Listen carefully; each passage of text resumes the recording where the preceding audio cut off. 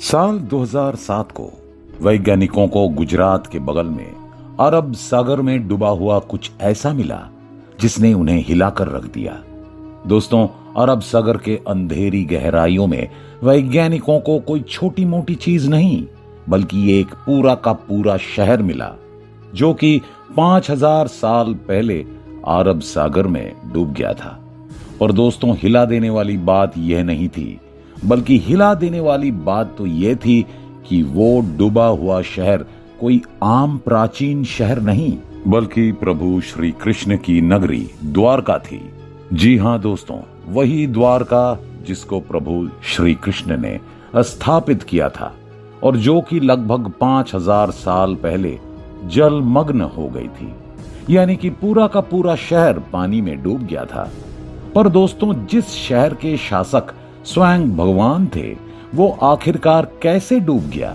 और आज के दिन जो प्राचीन डूबा हुआ शहर हमें मिला है, उससे कौन कौन से राज द्वारका के बारे में हमें पता चलते हैं, जानेंगे हम आज की इस वीडियो में।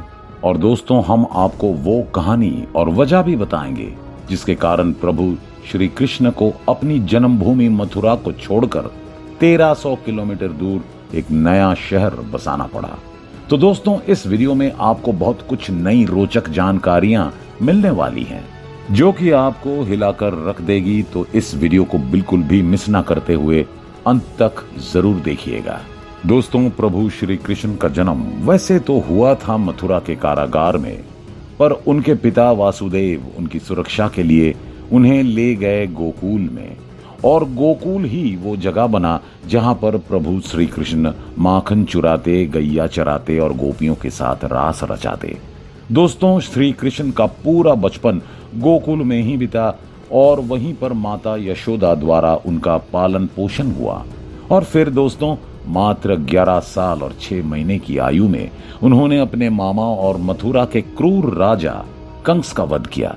पर दोस्तों, इससे मथुरा में शांति बरकरार नहीं हो पाई। जरासंध, जो कि कंस का ससुर था, उसने कंस की मृत्यु का संदेश पाते ही ये ठान लिया कि वो प्रभु श्री कृष्ण और यदुवंशियों से बदला लेकर ही रहेगा।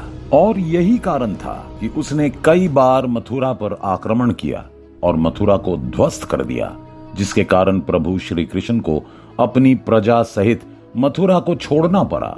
दोस्तों, अगर पुराणों की बात माने तो मथुरा पर जरासंध ने 18 बार प्रहार किया था और फिर श्री कृष्ण ने अपनी प्रजा को एक शांतिपूर्ण जीवन देने के लिए मथुरा को त्यागने का निर्णय लिया और मथुरा से 1300 किलोमीटर दूर आज के गुजरात के सौराष्ट्र में एक शहर का निर्माण किया। दोस्तों, पुराणों के अनुसार गोमती नदी और अरब सागर के संगम पर बसी हुई द्वारका का निर्माण स्वयं वास्तुकला यानी कि आर्किटेक्ट के देवता भगवान विश्वकर्मा जी ने किया था। और प्रभु श्री कृष्ण ने मथुरा के निर्माण के लिए समुद्र देवता से जमीन मांगी थी। दोस्तों, द्वारका एक ऐसी नगरी थी जो विशालकाय दीवारों से घिरी हुई थी और जिसमें बहुत सारे दरवाजे थे। अगर ग्रंथों की माने तो द्वारका सोने की एक बेहद ही सुंदर नगरी थी और ये वास्तुकला की एक अद्भुत निशानी थी। दोस्तों, जब महाभारत का युद्ध खत्म होता है और प्रभु श्री कृष्ण कुरुक्षेत्र में धर्म की स्थापना करते हैं, तब सारे और बोलो जी का कौरवों की मृत्यु हो जाने के कारण कौरवों की माता गांधारी प्रभु श्री कृष्ण को अपने बेटों की मृत्यु का दोषी मानते हुए श्राप देती हैं कि जिस प्रकार कौरव के वंश का नाश हुआ, उसी प्रकार यदुवंशियों के वंश का भी विनाश हो जाएगा और साथ में ही उनका शहर भी ध्वस्त हो जाएगा। और दोस्तों, होता भी ऐसा ही है। महाभारत युद्ध के 26 वर्ष बाद प्रभु श्री कृष्ण पृथ्वीलोक को त्याग कर वैकुंठ धाम चले जाते हैं और तभी एक भयंकर सुनामी के चलते उनकी नगरी द्वारका भी जलमग्न हो जाती है। दोस्तों, आपकी जानकारी के लिए आपको बता दूं कि प्रभु श्री कृष्ण को इस घटना का पहले से ही आभास हो गया था और इसीलिए उन्होंने अपने पिता वासुदेव से अर्जुन तक अपनी प्रजा को शरण देने का संदेश कहलवा था। और श्री कृष्ण के आदेश के अनुसार उनकी मृत्यु के बाद अर्जुन द्वारका पहुंचते हैं और श्री कृष्ण के परिजनों और बाकी यदुवंशी को लेकर वो अपने राज्य इंद्रप्रस्थ की तरफ चल पड़ते हैं। तो दोस्तों, ये थी स्वयं भगवान द्वारा बसाई गई शहर की कहानी, जो कि समुंदर के अंधकार में कहीं खो गई थी। पर दोस्तों, आज की आधुनिकता की मदद से आखिरकार वैज्ञानिकों ने समुंदर के अंधकार में डूबे द्वारका को वापस खोज निकाला है। दोस्तों, इस खोज में आर्कियोलॉजिस्ट को कुछ ऐसी चीजें मिली हैं जिनको देखने के बाद द्वारका के अस्तित्व पर सवाल उठाने का कोई हिम्मत नहीं कर सकता। दोस्तों, द्वारका नगरी की खोज की कहानी की शुरुआत होती है डॉक्टर SR राव से, जो कि आर्कियोलॉजिकल सर्वे ऑफ इंडिया यानी कि भारतीय पुरातत्व सर्वेक्षण के जाने माने आर्कियोलॉजिस्ट रह चुके हैं। दोस्तों, डॉक्टर राव ही वो व्यक्ति हैं जिनकी वजह से आज हमें द्वारका नगरी के होने का सिर्फ प्रमाण ही नहीं, बल्कि द्वारका नगरी के कई सारे अद्भुत प्राचीन अवशेष भी मिल चुके हैं। दोस्तों, पहली बार डॉक्टर राव को द्वारका नगरी के अवशेष तब मिलते हैं जब उन्हें आर्कियोलॉजिकल सर्वे ऑफ इंडिया की तरफ से द्वारकाधीश मंदिर की मरम्मत और नवीकरण के लिए भेजा जाता है। दोस्तों, डॉक्टर राव को मरम्मत के दौरान एक विष्णु भगवान की प्राचीन मूर्ति मिलती है, जिससे वो काफी ज्यादा प्रभावित होते हैं और विष्णु भगवान की मूर्ति से प्रभावित होने के कारण वो द्वारका के कुछ जगहों पर खुदाई करवाते हैं, जहां से उन्हें कुछ पुरानी मिट्टी के बर्तन और कुछ धातु मिलती हैं। और जब वो उनका कार्बन डेटिंग करते हैं तो वो लगभग 5000 वर्ष पहले की मालूम पड़ती हैं। इन सब से डॉक्टर राव और भी प्रभावित होते हैं और वो और भी जगह खुदाई करते हैं और वो काफी हद तक कामयाब रहते हैं। उन्हें बहुत सारे द्वापर युग के प्राचीन अवशेष मिलते हैं, जिनसे ये चीज धीरे धीरे साफ हो जाता है कि द्वारका नगरी एक हकीकत थी, ना कि कोई कल्पना मात्र। दोस्तों, द्वारका नगरी के होने का अनेकों प्रमाण मिलने के बाद डॉक्टर राव अपनी रिसर्च और वैदिक शास्त्रों को एक साथ लाते हैं और इससे वो समझ पाते हैं कि जिस चीज की वो तलाश कर रहे हैं वो उन्हें गहरे जमीन पर गड्ढे करने से नहीं, बल्कि गहरे समुंदर को टटोलने से मिलेगा। उन्होंने पानी में समाये द्वारका नगरी को ढूंढने का निश्चय किया। पर दोस्तों, उस समय मरीन आर्कियोलॉजी इतनी ज्यादा विकसित नहीं थी, लेकिन डॉक्टर राव ने हार नहीं माना। वो विदेश गए, उन्होंने मरीन आर्कियोलॉजी को समझा।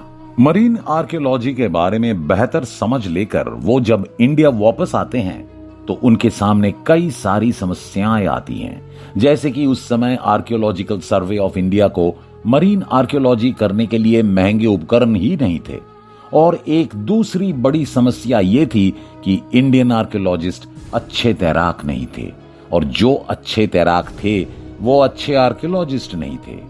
पर इन सब समस्याओं के होने के बावजूद भी डॉक्टर राव ने हार नहीं माना। उन्होंने अपने टीम को ट्रेन किया और नेशनल इंस्टीट्यूट ऑफ ओशिनोग्राफी के डायरेक्टर KH वोरा से उपकरणों की मदद मांगी। KH वोरा ने भी उन्हें मदद करने का पूरा आश्वासन दिया। दोस्तों, डॉक्टर राव ने अपनी रिसर्च तो चालू कर दी, लेकिन 1 साल हो गए थे और उनके हाथ कुछ भी नहीं लगा था। पर उन्होंने हार नहीं मानी, वो लगे रहे और फिर उन्हें समुंदर से ऐसी चीजें मिलने लगी जिनका डिस्क्रिप्शन हमारे ग्रंथों में मौजूद था। जैसे कि डॉक्टर राव को मिली प्रभु श्री कृष्ण के समय पर इस्तेमाल होने वाली मुद्रिका, जिस पर 3 जानवर छपे हुए थे, बुल, गोट और यूनिकॉर्न। सिर्फ इतना ही नहीं, उन्हें कई ऐसी दीवारों के टुकड़े भी मिले जिनका उल्लेख हमारे ग्रंथों में भी किया गया था, जो कि द्वारका नगरी के किनारों पर द्वारका को सुरक्षित रखने के लिए बनाई गई थी। दोस्तों, सिर्फ यही ही नहीं, बल्कि इसके जैसे और हजारों चीजों के अवशेष भी हमें अरब महासागर में मिले हैं, जिनका कार्बन डेटिंग करने पर यह मालूम चला कि वो 5000 साल पुराने हैं, जिससे ये साबित हो गया कि श्री कृष्ण की बसाई हुई द्वारका नगरी एक समय पर मौजूद थी और हमारे ग्रंथों में लिखी गई बातें कोई काल्पनिक बातें नहीं हैं, बल्कि वो हमारा इतिहास है। दोस्तों, उम्मीद है कि इस वीडियो की मदद से हमने आपके जीवन में कोई वैल्यू ऐड किया होगा और आपको द्वारका नगरी के बारे में कई ऐसे तथ्य बताए होंगे जो आज से पहले आपको पता नहीं थे।